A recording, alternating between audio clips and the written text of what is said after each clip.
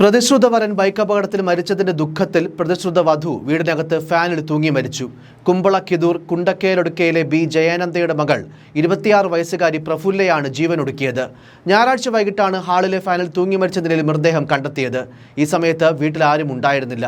വീട്ടിലുള്ളവർ ജയാനന്ദയുടെ സഹോദരി പുത്രിയുടെ വിവാഹത്തിൽ പങ്കെടുക്കാൻ പോയതായിരുന്നു. തമിഴ്നാട് സ്വദേശിയും ബാങ്ക് ജീവനക്കാരനുമായ മണിയും പ്രഫുല്ലയും തമ്മിലുള്ള വിവാഹം നിശ്ചയിച്ചിരുന്നു. മഴക്കാലത്തിനു ശേഷം വിവാഹം നടത്താനായിരുന്നു തീരുമാനം. ഇതിനിടെ 1 മാസം മുൻപ് മണി ഓടിച്ചിരുന്ന ബൈക്കും മറ്റൊരു ബൈക്കും കൂട്ടിയിടിച്ച് അപകടമുണ്ടായി. ഗുരുതരമായി പരിക്കേറ്റ് 10 ദിവസത്തോളം ആശുപത്രിയിൽ ചികിത്സയിൽ കഴിഞ്ഞ ശേഷം മണി മരണപ്പെട്ടു. മണിയുടെ സംസ്കാര ചടങ്ങിൽ പ്രഫുല്ലയും കുടുംബവും സംബന്ധിച്ചിരുന്നു. തിരിച്ച് വീട്ടിലെത്തിയ ശേഷം പ്രഫുല്ല മാനസികമായി തകർന്ന നിലയിലായിരുന്നുവെന്ന് ബന്ധുക്കളും പറയുന്നു. മൃതദേഹത്തിനടുത്ത് നിന്ന് ആത്മഹത്യാക്കുറിപ്പും കണ്ടെത്തി.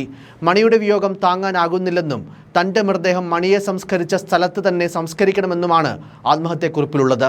പോസ്റ്റ്മോർട്ടത്തിന് ശേഷം മൃതദേഹം തമിഴ്നാട്ടിലേക്ക് കൊണ്ടുപോകാനാണ് കുടുംബത്തിന്റെ തീരുമാനം.